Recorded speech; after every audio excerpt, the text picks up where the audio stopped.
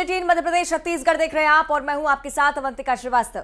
नमस्कार, मैं हूं आशीष त्रिपाठी आपके साथ और शुरू हो चुका है महासंग्राम 2023 का सिलसिला और चुनावी खबरों पर नजर डालेंगे। शुरुआत करते हैं इस वक्त की बड़ी खबर से और चुनाव से जुड़ी ये बड़ी खबर। आज दरअसल दिल्ली में Madhya Pradesh BJP core group की एक महत्वपूर्ण बैठक होनी है। जेपी नड्डा के आवास पर यह बैठक होनी है। बीजेपी की तमाम आला नेता इस बैठक में शामिल होने के लिए पहुंच रहे हैं।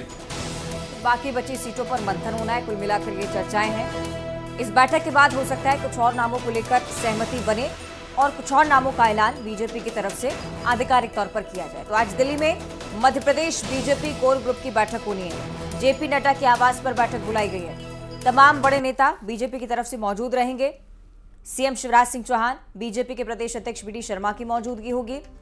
पहले ही 4 अलग अलग लिस्ट आपने देखी, 5वीं लिस्ट और कुछ और नामों को लेकर मंथन की स्थिति बीजेपी में नजर आती है। बिल्कुल, और जैसा मेरे सहयोगी अवंतिका ने जिक्र किया, बाकी बची हुई 94 सीटों पर आज लगभग जो निर्णय है वो ले लिया जाएगा और बहुत जल्द इसकी घोषणा भी हो सकती है। और अब तक जो भारतीय जनता पार्टी की सूची आई है, 4 सूची, जिसमें पहले में 39, फिर तीसरी में 1 और उसके बाद बाकी बची सीटों पर अब जो कुल मिलाकर 94 सीटों पर रह गया है। विचार चर्चा करने के बाद नामों का ऐलान करना। सभी में भारतीय जनता पार्टी ने चौंकाया है, न सिर्फ वोटर्स को, पार्टी के समर्थकों को और विरोधी पार्टियों को भी। बीजेपी के तमाम आला नेता आज एक बार फिर बैठक करेंगे। बाकी बची हुई 94 सीटों पर संभव है कि मंथन कर निर्णय लिया जाए किस सीट पर किस कैंडिडेट को उतारना है।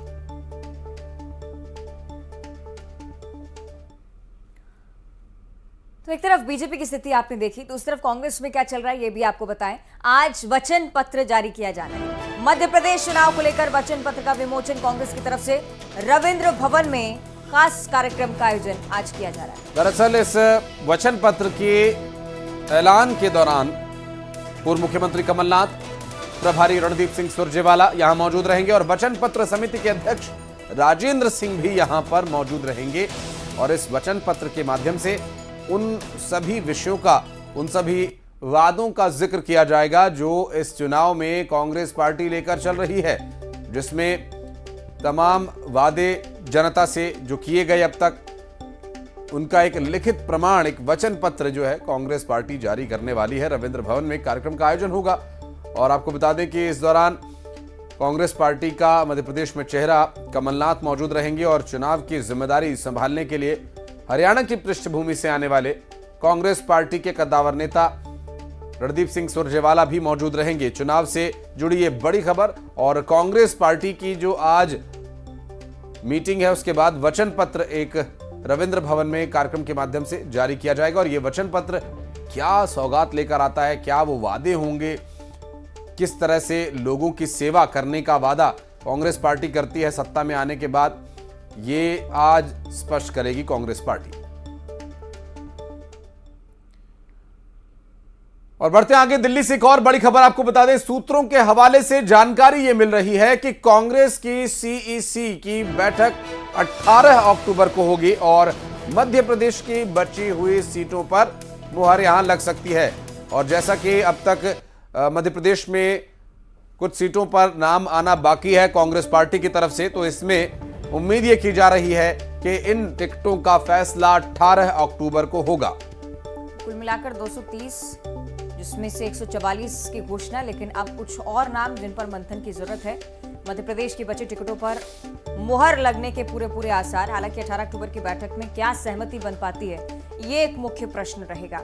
लेकिन पहले उम्मीदवारों की घोषणा, उसके बाद विरोध के सुर भी आपने देखे। क्या नाम बदले जाएंगे, इस पर भी मंथन हो सकता है, क्योंकि बगावत जरूर आशंका जिसकी बनी हुई है। हालांकि 18 अक्टूबर की बैठक, जिसमें कुल मिलाकर अन्य नामों पर चर्चा होगी।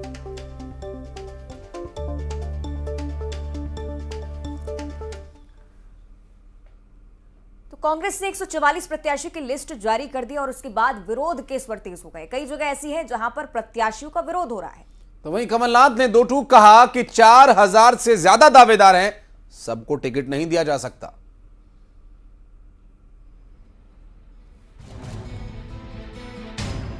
एमपी के चुनावी महासंग्राम में कांग्रेस के 144 योद्धा उतर चुके हैं, लेकिन इसके साथ ही पार्टी के अंदर विरोध भी शुरू हो गया है।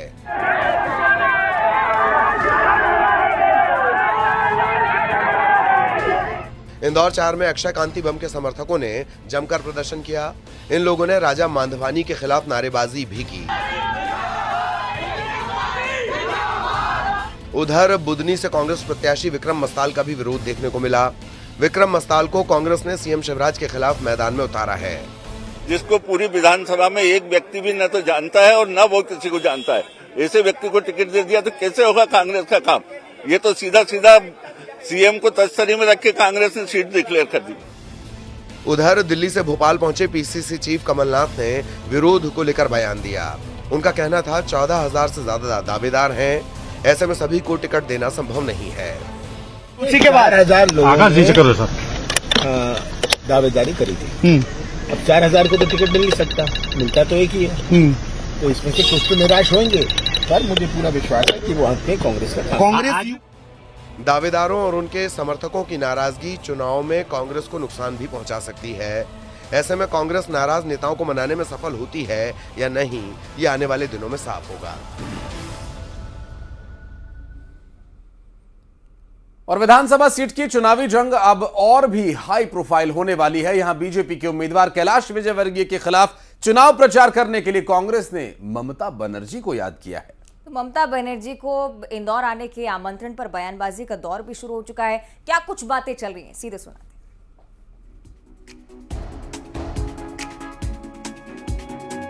इंदौर एक विधानसभा सीट की चुनावी जंग में अब ममता बनर्जी की एंट्री होने वाली है। कांग्रेस ने कैलाश विजयवर्गीय को टक्कर देने के लिए ममता बनर्जी को याद किया है। कांग्रेस का कहना है कि कैलाश विजयवर्गीय बंगाल में बीजेपी के प्रभारी रह चुके हैं और ममता बनर्जी के खिलाफ मोर्चा संभाल चुके हैं। ऐसे में अब ममता बनर्जी को भी यहां आना चाहिए। देखिए, विधानसभा क्षेत्र क्रमांक 1 में भारतीय जनता पार्टी के राष्ट्रीय महासचिव कैलाश विजयवर्गीय को भारतीय जनता पार्टी ने प्रत्याशी बनाया है। कैलाश विजयवर्गीय इससे पूर्व जब बंगाल के अंदर चुनाव थे तो वहाँ के प्रभारी थे। वहाँ भी इस तरह के बड़े बड़े बोल वचन वो करते थे और वहाँ से जिस तरह से वो रवाना हुए तो आज तक उन्होंने बंगाल की तरफ पैर रखकर भी नहीं सोए हैं।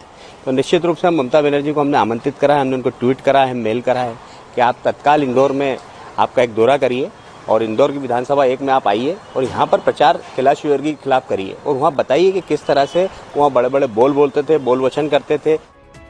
चुनावी लड़ाई में कांग्रेस का हाथ मजबूत करना चाहिए। अपील की तरह लग रहे इस आमंत्रण पर कैलाश विजयवर्गीय ने तंज कसा।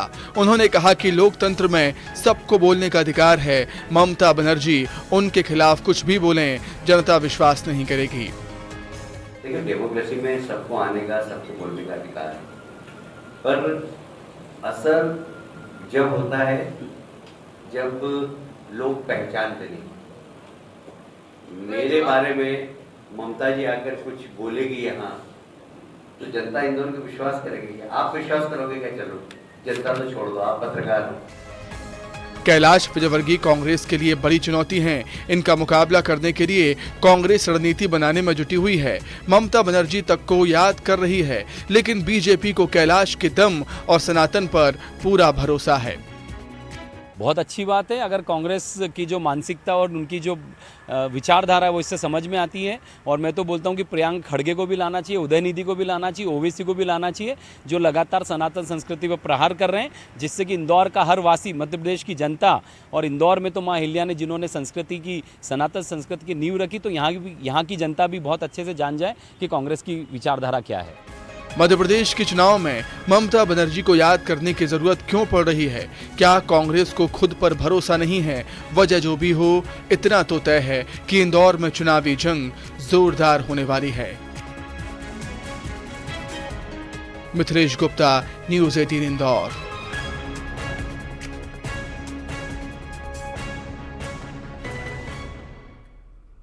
और अगली खबर दतिया से है, जहां कांग्रेस उम्मीदवार अवधेश नायक का विरोध लगातार चल रहा है। कांग्रेस कार्यालय के बाहर अवधेश नायक के विरोध में कांग्रेस नेता धरने पर बैठ गए। जमकर नारेबाजी की गई है।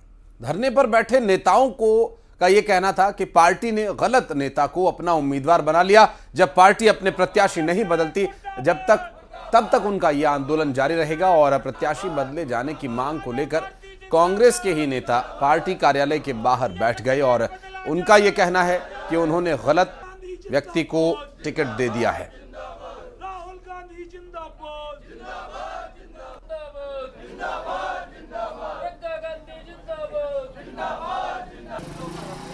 जिस व्यक्ति ने भारतीय जनता पार्टी के साथ रहकर मलाई खाई है, बराबर सरकार का फायदा उठाया है, वहां पर वो राज्य मंत्री रहा है और आज 2 महीने के अंदर आकर और कांग्रेस का टिकट हमसे छीन के ले जा रहा है। इससे हमारे जो कार्यकर्ताओं ने इसलिए हम धरना दे रहे हैं। हमें पूर्ण विश्वास है कि वरिष्ठ नेतृत्व टिकट को बदलेगा और ऐसे व्यक्ति को टिकट देगा जो हमेशा जनता के बीच रहा है, जिसमें जनता की आज नहीं बदला तो आप देख रहे हैं हम अनशन पे बैठे हैं यहाँ, और ये जब तक अनशन चलेगा जब तक वो टिकट नहीं बदलेंगे। कई लोग अभी दिल्ली गए हैं, वरिष्ठ नेतृत्व से बात कर रहे हैं। जो 8-8 महीने तक जेल में रहे हैं, वो सारे के सारे लोगों के साथ बड़ा धोखा हो रहा है कि अगर राजेंद्र भारती जी को टिकट नहीं दिया गया। इसलिए हम सारे लोग जब तक हम लोग यहाँ धरना देते रहेंगे जब तक कि टिकट बदला नहीं जाए। और चुनावी बिगुल बजने के बाद शुरू हो गई है सियासत और मतदाताओं के बीच नेताजी की दौड़। जिन नेताओं से संपर्क करना क्षेत्र की जनता के लिए टेढ़ी खीर थी, अब वो नेता धीर गंभीर बने खुद जनसंपर्क पर निकले हुए हैं। तो आप समझिए कि जिन नेताओं के दर्शन भी दुर्लभ थे, वे खुद जनता के बीच पहुंचकर दर्शन दे रहे हैं, धन्य हो गए हैं। लेकिन कहीं कहीं मामला उल्टा पड़ रहा है, जैसा कि नर्मदापुरम सांसद और गाडरवारा से बीजेपी प्रत्याशी उदय प्रताप सिंह के साथ हुआ है। देखिए।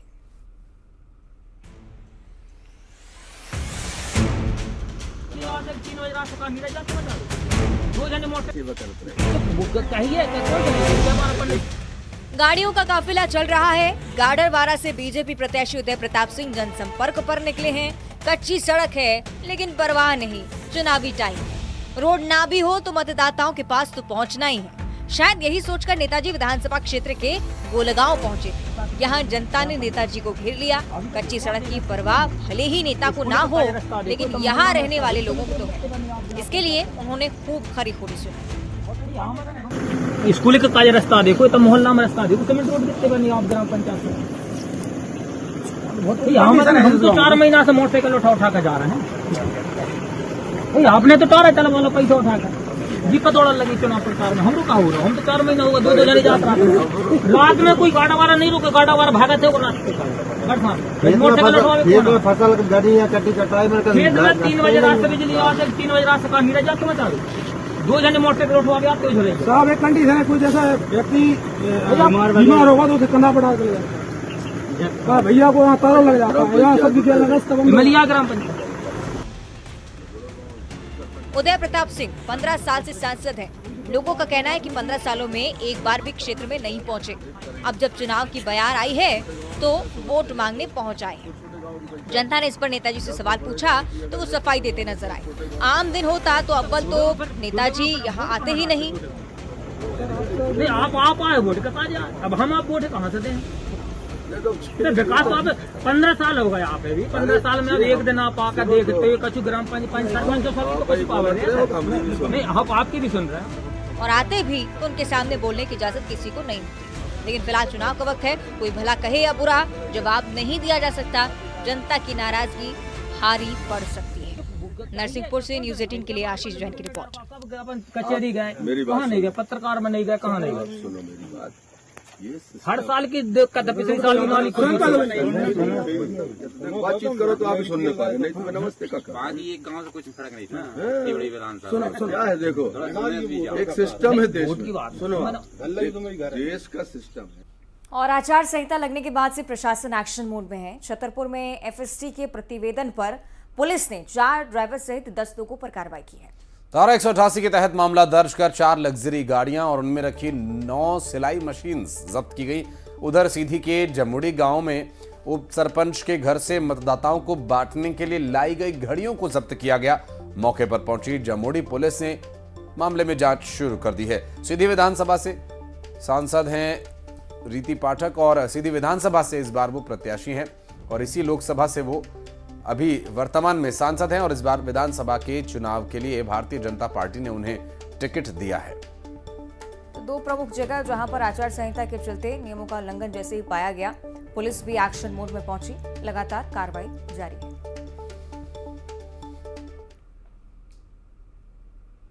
और उज्जैन से सामने आई एक तस्वीर जिसमें देखकर अंदाजा लगाया जा सकता है कि एक बड़ा हादसा होने से टल गया। दरअसल नागझिरी थाना इलाके में एक टवेरा गाड़ी ने पहले टाटा मैजिक को टक्कर मारी और इसके बाद स्कूल बस से जा टकराई।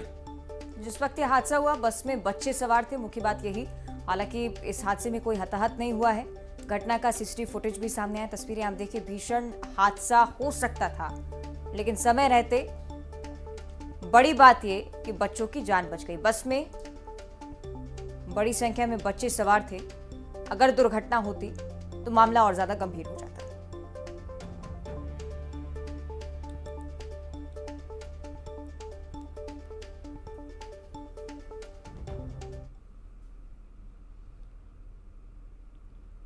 तो ये तस्वीरें हम आपको लगातार दिखा रहे थे इस हादसे की। अगली खबर धार से आपको बताएं, जहां पुलिस को एक बड़ी कामयाबी हाथ लगी है। पुलिस ने करोड़ों की अवैध शराब को जब्त कर लिया है। धामनोद के मधुबन चौराहे पर पुलिस ने नाकाबंदी की, एक कंटेनर को पकड़ा। तलाशी के दौरान कंटेनर में छुपा कर रखे गई शराब को पुलिस ने जब्त किया है। साथ ही एक शख्स को भी गिरफ्तार किया गया। पुलिस के मुताबिक शराब को पंजाब से केरल भेजा जा रहा था और ये इतना लंबा सफर तय करने के दौरान मध्य प्रदेश में धार में ये शराब पकड़ी गई।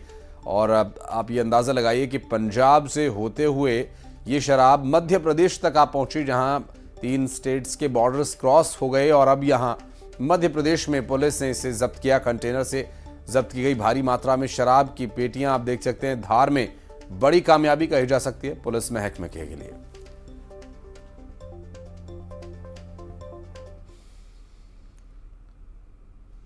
और बढ़ते आगे, नीमच से एक दुर्घटना का मामला सामने आया, जहां पर एक टेंट हाउस में भीषण आग लग गई और आग लगने की वजह अभी तक स्पष्ट नहीं हो पाई है। और आग लगने के बाद काफी देर तक अफरा तफरी का माहौल वहां रहा। बाद में मौके पर फायर ब्रिगेड की टीम ने पहुंचकर आग पर काबू पाया। कुल मिलाकर आग लगने की वजह अभी तक स्पष्ट नहीं हो पाई है, ये हालांकि जांच का विषय। लेकिन मौके पर क्या कुछ तस्वीरें रही, मामला कितना गंभीर था, इसका अंदाजा आप तस्वीरों को देखकर लगा सकते हैं। नीमच की घटना, टेंट हाउस में भीषण आग लगी थी। फौरन फायर ब्रिगेड की टीम को सूचना दी गई। मौके पर पहुंचकर कड़ी मशक्कत के साथ टीम ने आग पर काबू पाया।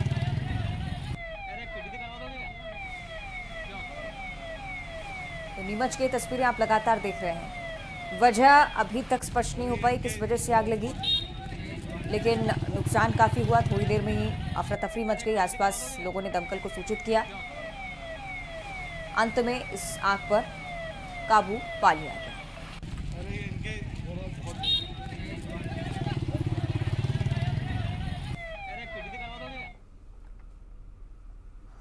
अगली खबर ग्वालियर से है, जहां धिरौली गांव में एक महिला ने अपने प्रेमी के साथ मिलकर पति को मौत के घाट उतार दिया। महिला ने प्रेमी के साथ मिलकर पति की गला दबाकर हत्या कर दी और फिर उसे करंट लगाया और फिर हादसा बताते हुए अंतिम संस्कार तक कर दिया। दरअसल इस महिला के इस करतूत को उसके 5 साल के बेटे ने देख लिया था और आखिर में इस बच्चे ने पुलिस के सामने अपनी मां के इस करतूत को उजागर कर दिया। बता दें कि पुलिस ने महिला और उसके प्रेमी को गिरफ्तार कर जेल भेज दिया है।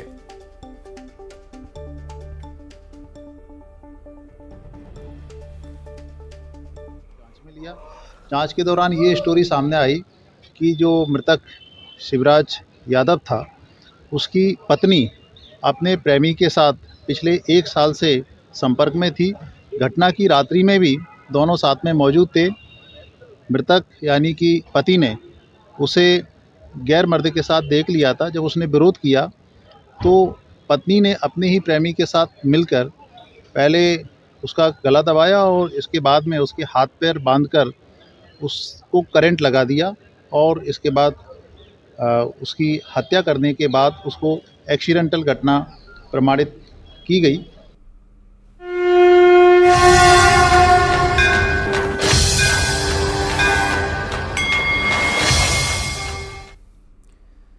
जय मां अम्बे। नवरात्रि का पवित्र पर्व पूरे उल्लास और विधि विधान से मनाया जा रहा है। आज मां की आराधना का तीसरा दिन है। तीसरे दिन मां के चंद्रघंटा स्वरूप की पूजा का विधान है। चंद्रघंटा देवी के मस्तक पर घंटे के आकार का अर्धचंद्रमा विराजमान है। और इसीलिए इनका नाम चंद्रघंटा पड़ा था। इनके शरीर का रंग स्वर्ण के समान चमकीला और वाहन सिंह है। ऐसी मान्यता भी है कि देवी के स्वरूप की पूजा करने से मन को अलौकिक शांति प्राप्त होती है।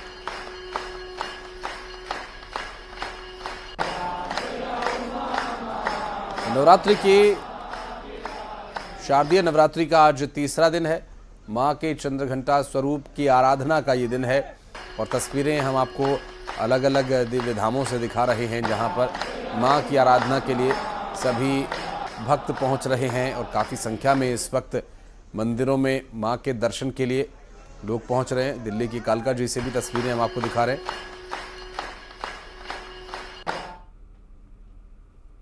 और यहाँ हम रुक रहे हैं एक छोटे से ब्रेक के लिए। खबरों का सिलसिला आगे भी जारी है।